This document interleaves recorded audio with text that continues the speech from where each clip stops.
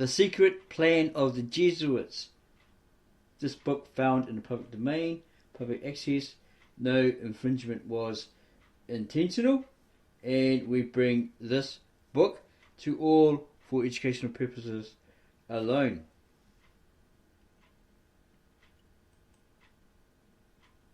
The Jesuit Conspiracy. The Secret Plan of the Order, detected and revealed by the abbot Leone, with a preface by M. Victor Considérant, member of the National Assembly of France and of the Municipal Council of the Seine. Translated with the author's sanction from the authentic French edition.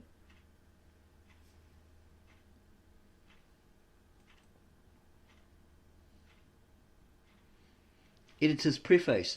In putting forth a publication like the present, the authenticity of which will undoubtedly be strongly contested by those who are interested in so doing, one, moreover, which does not belong to the class of writings emanating from the societary school, and which the author edits in his own individual capacity, he was bound to accompany it with a testimonial and with some personal explanation. The author had long been aware of the existence of the secret plan, of which he had received accounts from many of his friends in Geneva.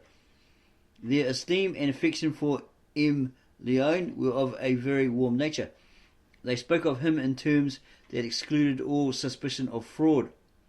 The object, too, of his constant studies, the elevation of his ideas, and his religious labours in the Edificateur, indicated a man of serious character, loving goodness, and pursuing truth with natural and sincere ardour.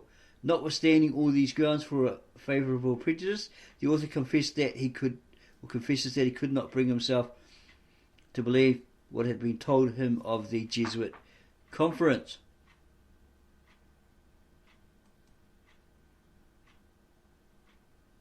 Visiting Geneva in September 1846, the author heard the secret plan much talked of, and on all hands he received the most positive assurance of M. Leone's good faith. Among those to whom he had made complete disclosure, and there were a great number of such persons, the author did not meet with one who was not convinced of the authenticity of the conference and of the narrator's veracity. Nevertheless, it was not until the author had had some very serious conversations with men whose perspicacity and good sense it would have been absurd in the author to disregard. Men who had long held intercourse with, had long talks with M. Leone and frequently heard his manuscript read, that the author's incredulity was shaken. He felt, indeed, that after all he was infinitely less competent to decide in the matter than those whose judgment upon it was opposed to his, and that not having seen the documents or conversed with the witness, it would have been presumptuous and irrational in the author to settle dogmatically that they were wrong and that the author was right. The author therefore suspended his judgment and abstained from forming any positive opinion on the subject. It was in Paris, towards the close of 1846, that the author first saw M. Leone. He scarcely spoke to him about his manuscript, for which the author was informed he had found a publisher. The author awaited the appearance of the work to become acquainted with its contents. The author then here confesses that at that time he did not believe much in the Jesuits, and therefore he was disposed to attach but little importance to the publication of the conference. It had always struck him that the public did the Jesuits too much honour in giving themselves so much concern about them. The author believed indeed that the order was deeply committed to very retrograde ideas, but he did not give it credit for the activity, profundity, or Machiavellian ubiquity generally imputed to it. In a word, to use a phrase that accurately expresses what the author then thought, he calculated that at least a discount of from 60 to 80% should be struck off from the current estimate respecting the Jesuits. As for their obscurantist and retrograde conspiracy, the author thought it of no more account against the development of human progress and liberty than the barriers of sand raised by children against the tides of the ocean. And even now, or even then, though enlightened as to the character and intrinsic power of the celebrated company, the author still persisted in that opinion. For however strong the arms that raised it, the anti-democratic barrier was still but a rampart of shifting sand, incapable of stopping the rising tide. At most, it can, or it would, but trouble the clearness of the foremost waves. 2. By and by, M. Leone was a more frequent attendant at the weekly conversations on Wednesday at the office of the Démocratie Pacifique. He spoke to the author of a work on which he was engaged and appointed a day on which to read the author a copious exposition of the argument. The author listened to it with the liveliest interest and was deeply impressed by its contents. They related to the publication of extremely important documents, stamped with the highest ecclesiastical sanction, absolutely authentic beyond all cavil, and formed to shatter the coarse and oppressive carapace of the Catholic theocracy. There's a footnote indication there, and down the bottom it reads, theocracy. Accepting the rigorously defined terms used in mathematics, almost all words in the language have very diverse meanings, yet with good faith and some intelligence, a mutual understanding is always possible. But to avoid every false interpretation of the word theocracy, which occurs frequently in the preface, the author declared that both therein and in the rest of the work it is employed in its historical signification, and not at all in its grand and beautiful etymological sense. Theocracy, in its historical import, is the usurpation of the temporal government by a caste or sacerdotal body, separated from the people, and exercising political, social, and religious despotism. For this theocracy, religion is but a means, domination is the end. The etymological meaning of the same word is, on the contrary, the government of God, the coming of that reign of God, which Jesus commands us to pray for to our Heavenly Father, and to establish amongst us, that is to say, the ideal of government here below. Democracy, evangelically, harmoniously, and religiously organized. In this sense, far from repudiating theocracy, no one would desire it more ardently than the author.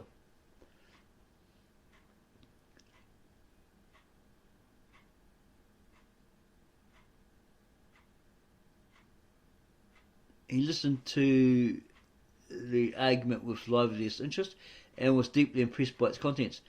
They related to the publication of extremely important documents, stamped with the highest ecclesiastical sanction, absolutely authentic beyond all cavil, and formed to shatter the coarse and oppressive carapace of the Catholic theocracy, and place in the most shining light the democratic and humanitarian Christianity of the Gospel and the fathers of the first 3 centuries. It is the lamp that sets fire to the bushel. The publication of this work, resting on the most solid basis and of a theoretic value altogether superior, appeared to the author most important.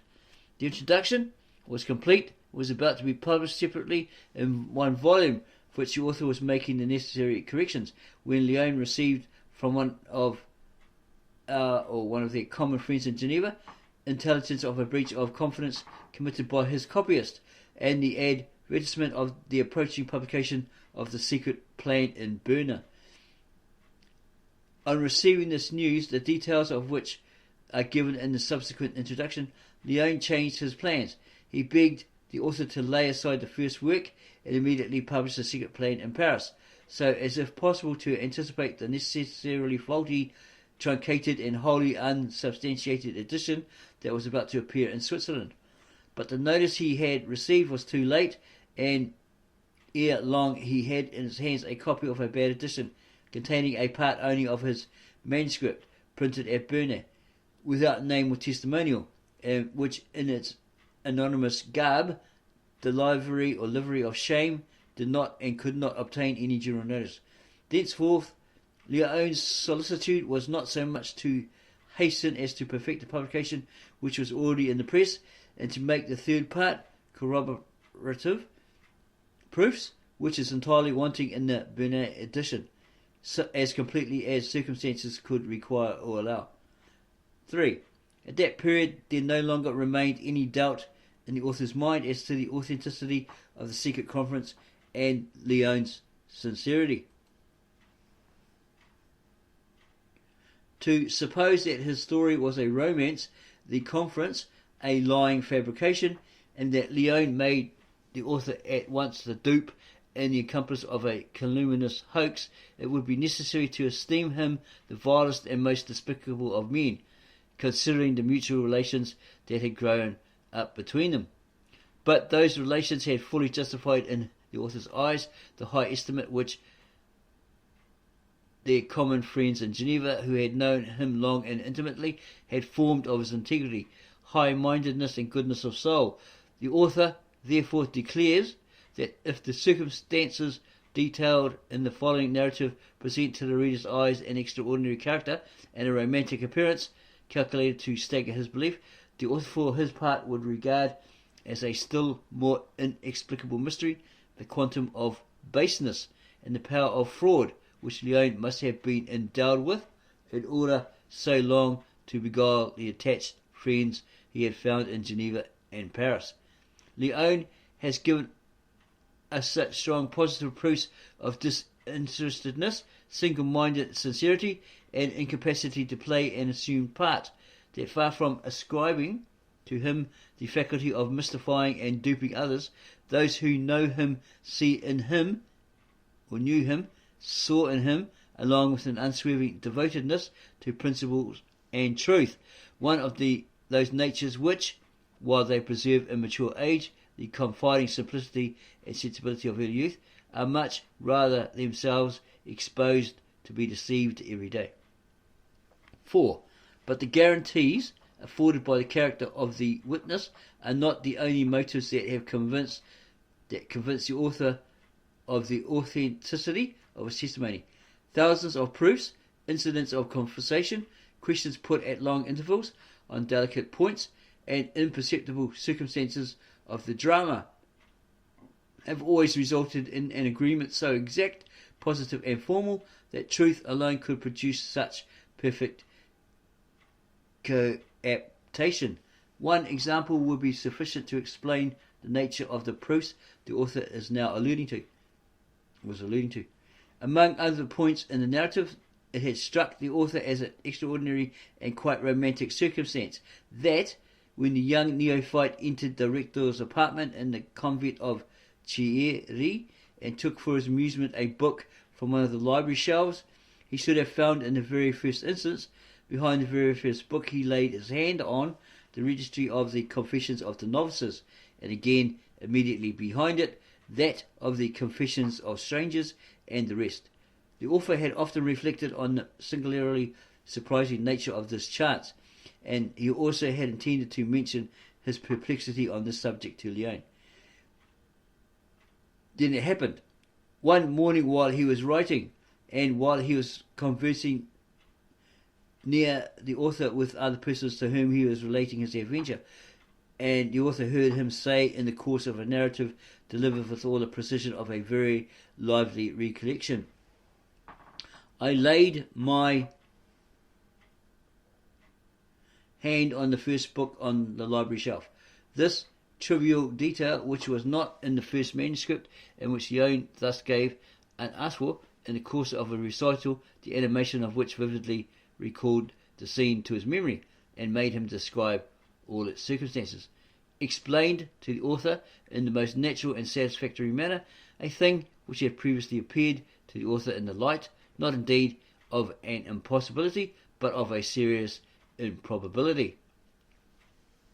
This example is enough to show the nature of the counterproofs the author has mentioned, and so great a number of similar ones have occurred to him in the infinite turns and changes of conversation during the 4 or 5 months that he had been led to apply himself, often for several hours, daily, to the correction of Leone's manuscript and proofs that for the author's own part, independently of the arguments drawn from the character of the man, they are enough to erase from his mind all doubt, as to the veracity of his tale. The utmost skill in lying could not produce a tissue always perfectly smooth in its most delicate interruptions. Imagination may, no doubt, very ingeniously arrange the plot and details of a fiction, but if, at long intervals, in the thousand turns of conversation, and without letting the author perceive your drift, you make him talk at random of all the details which the story suggests, then certainly, if the web is spurious, you will discover many a broken thread. Now, this web of Leone's that the author examined with a microscope for months together in every part, and he had not been able to detect in it one broken thread or one knot. He had no doubt, therefore, if the authenticity of the narrative became subject of serious discussion, that the narrator will rise victorious over every difficulty that can be raised up against him. And the author did not think that he could encounter any stronger or more numerous than himself and some of his friends had directly or indirectly set before him. 5. The author now examines considerations of a third kind, which had this advantage over the preceding ones, that they can be directly appreciated by everybody, for they are derived from internal evidence. He begins to say without hesitation that to the author it is not matter of doubt that every cool, impartial person who has some experience of the affairs of life and of literature, and who shall have read very attentively the speeches in the secret conference, will recognize in them the distinct stamp of reality. It seemed evident to the author that these speeches could not be the produce of a literary artist's imagination. The imitation of nature is not to be carried to such a pitch. Certainly, it is not a young man, a young Piedmontese priest, though endowed with talent, sensibility, imagination, and good sense, who could have produced such a work. To this day, though his intellect is much more mature and his requirements considerably enlarged, the author did not hesitate to declare Leone quite incapable of composing such a piece. He would go further and assert that there is not one among all the living writers of Europe at that time who could have been capable of doing so. There is in those speeches a mixture of strength, weakness, brilliancy, a variety of styles and views, a composite of puerilities, grandeur, ridiculous hopes, and audacious conceptions, such as no art could create. Yes, they are surely priests who speak those speeches, not good and simple priests, but proud priests, versed in a profound policy, nurtured in the tradition of an order that regards itself as the citadel and soul of Catholic theocracy, whose gigantic ambition, whose hopes and whose substances it has gathered up and condensed, an order whose constant thought it is a thought of universal sway, and which ceases not to strive after the possession of influences, positions, and consciences by the audacious employment of every means. Yes, those who speak thus are indeed men detached from every social tie, emancipated from every obligation of ordinary morality, reckoning as nothing whatever is not the order in which they are blended like metals in the melting pot, the corporation in which they are absorbed as rivers in the sea, the supreme end to which they remorselessly sacrifice everything, having begun by sacrificing to it each his life, his soul, his free will, his whole personality. Yes, those are truly the leaders of a mysterious, formidable initiation, patient as a drop of water that wears down the rock, prosecuting in darkness its works of centuries over the whole globe, despising men and founding its strength upon their weakness, covering its political encroachments under the veil of humility and the interest of heaven, and weaving with invincible perseverance the meshes of the net with which, in the pride that has become its faith, its morals, and its religion, it dreams of enclosing kings and peoples, states and churches, and all mankind. History demonstrates that it is the nature of all great human forces, material or intellectual, military or religious, individual or corporate, to be incarnated in a people, an order, an idea, a religion, or to have borne more names of men.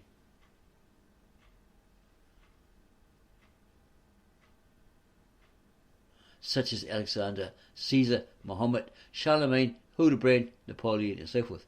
It is the nature of all these great forces to gravitate by virtue of their inward potency towards the conquest and unity of the world.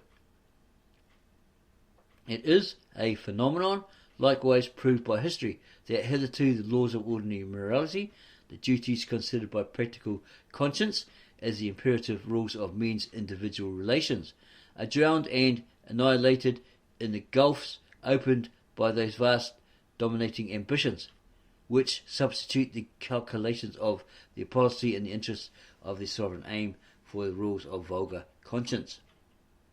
At those heights, in the subversive world in which humanity is still plunged, men are soon considered by those ambitions which work on nations and events as but means or obstacles. Now, the theocratic genius, founding its domination on the alleged interests of God, covering them with the impenetrable veil of the sanctuary, marching with the infinite resources acquired in a long practice of confession, in a profound study of the human heart, and in the arsenal of all the seductions of matter and mysticism, taking for the auxiliaries of its inimitable design human passions, obscurity, and time.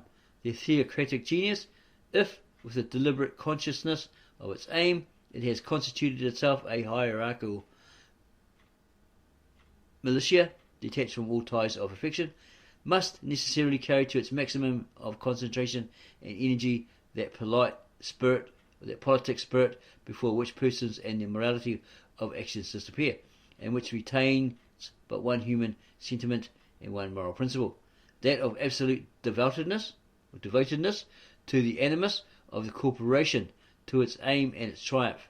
And who, then, save 8 or 10 of those strong heads among the higher class of the initiated, those politic priests, those brains without heart, puffed up by the defeat of the modern spirit, 1824, intoxicated by a recent triumph, and by the perfume of that general restoration which had already given them back a legal and canonical existence, in the favour of the governments of Italy, France, Austria, and so forth, who, but such men, taking measure at such a moment of their forces for conquest, could have held such language. 6. There are mad flights of pride so delirious that no imagination could invent them. To set them forth with the fire, brilliancy, and energetic audacity they display in a great number of passages in the secret conference, the word that speaks must itself be wholly possessed by them. That sombre and subterraneous profundity, that laborious patience, proof against the toil of ages, that sense of ubiquity, that absolute devotedness to a purpose whose fulfillment is seen through the vista of many generations, that absorption of the personal and transient individual in the corporate and permanent individual, and above all, if the author may so express himself, that transcendent immorality which all stamp upon the secret conference the character of a monstrous and insane grandeur. These are surely the tokens of a paroxysm of subversive unitism, such as could only be manifested the moment after a European resurrection and victory, by policy and theocracy, allied in an order self-constituted as the occult brain of the Church and the predestined supreme government of the world. And truly, when we reflect on the organic virtue of that theocratic power, which feels itself immutable amidst the vacillations